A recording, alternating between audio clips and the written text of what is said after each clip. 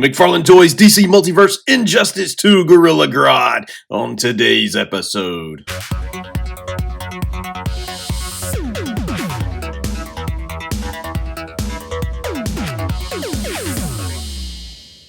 Today I am taking a look at the McFarlane Toys DC Multiverse Injustice 2 Gorilla Grodd action figure.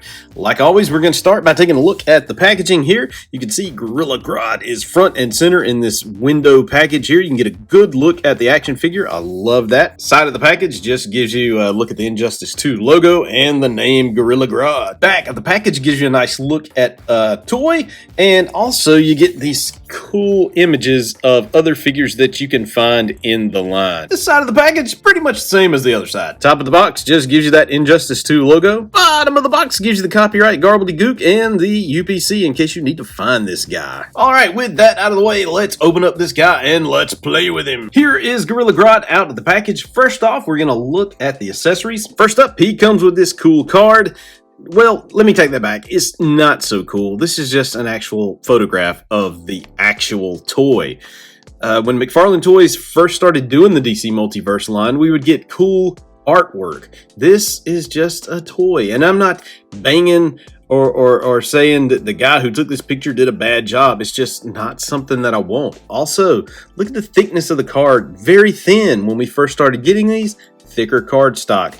So here's the back of the card in case you want to read that about Gorilla Grodd.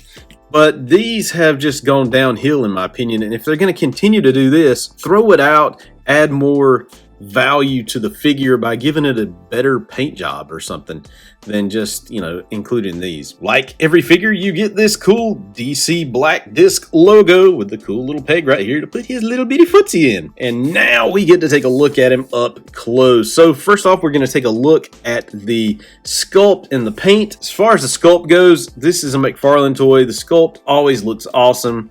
I'm loving this. I'm loving the heft of this guy. He really has some weight to him. Loving the details on the armor. Just look at some of the details on the armor. Just cool, intricate designs along the back, along the helmet here. Really cool looking stuff. My only problem with this is the lack of paint application. But before we get into that, let's just, continue to take a look at just some of the cool sculpting things that are going on. Look at the hair. The hair on Gorilla Grodd is all sculpted in there, looking really nice. Look at those toes.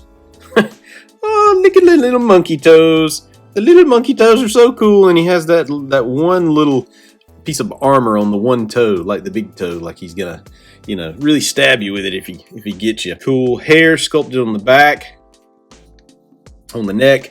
Just a really cool piece. Get a good up close look at the face. You can see some great detail going on there in the mouth. I love that tongue, the way it's done. And the teeth look excellent. Got a little hair or something right there. I don't know. I don't think the helmet's removable.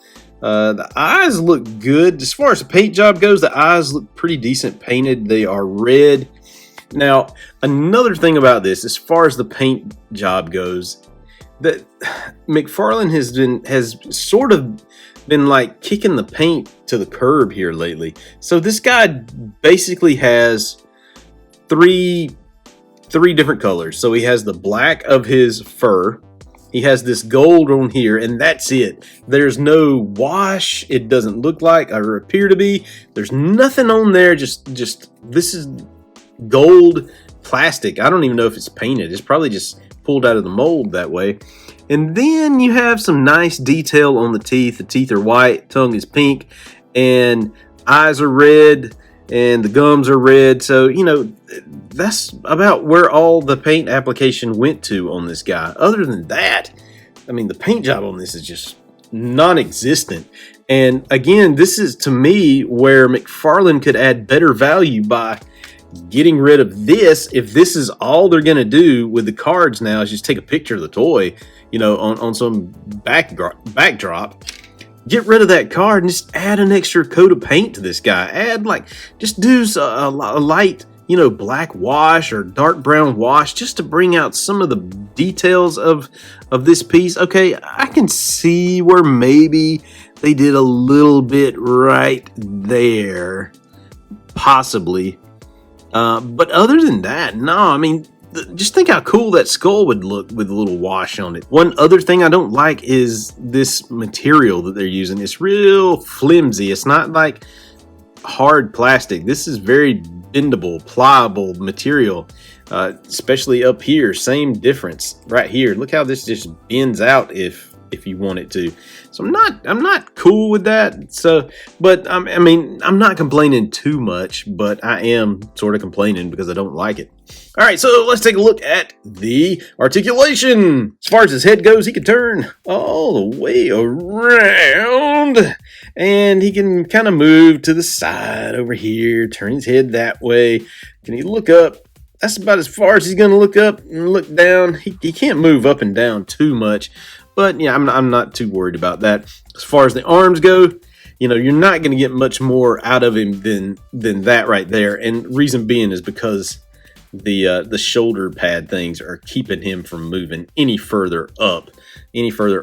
So you just kind of deal with that. He does have, as you can see here, butterfly shoulders, so they can go back and forth. It's cool, go all the way around. He does have bicep swivel. Again, on this figure, unless you can take this shoulder piece off, it's pretty much for nothing. I don't think that there's any real value in having the bicep swivel for a turn. Like, that's about as much as you're going to get out of it. Let's see, does he have... I know his elbows can bend. I just don't know if he has double jointed elbows, and I don't think he does. This is just one bend. So he only has really the one bend there. He does have pretty cool mobility with his wrist. One thing I do like is with this figure, you don't have that ugly McFarlane ball joint at the wrist. So that is an improvement on this one, but understandable because this figure is so bulky and large. Let's see, he does turn at the chest a little bit. You can see that. But again, this piece, you probably don't want to turn him too much because you might end up messing that up. Over here, he's got some movement at the waist. Not much, but he can turn pretty decent. It's kind of hard to get him going, but he can turn.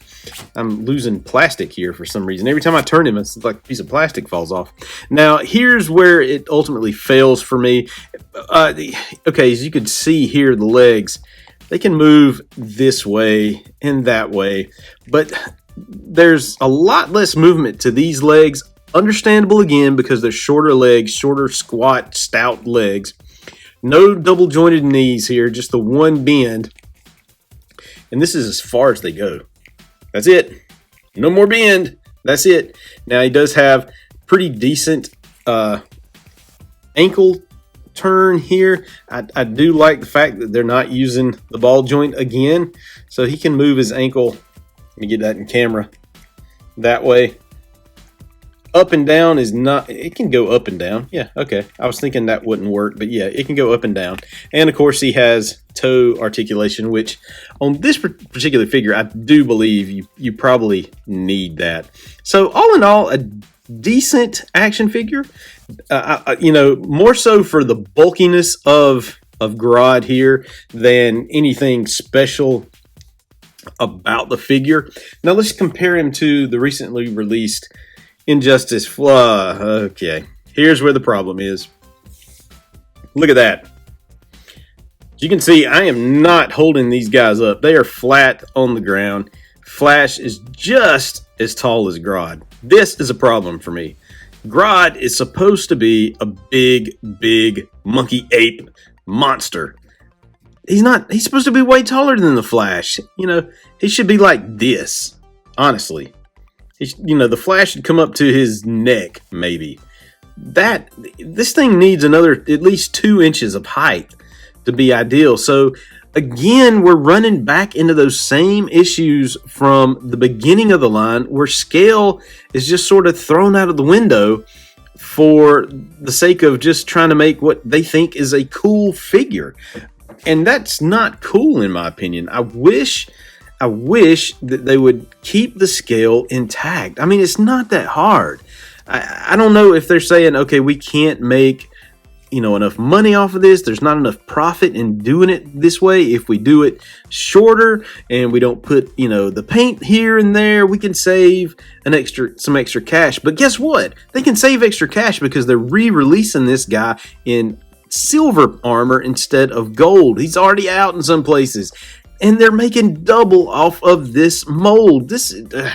It's kind of ridiculous to me. Overall, this is a great figure.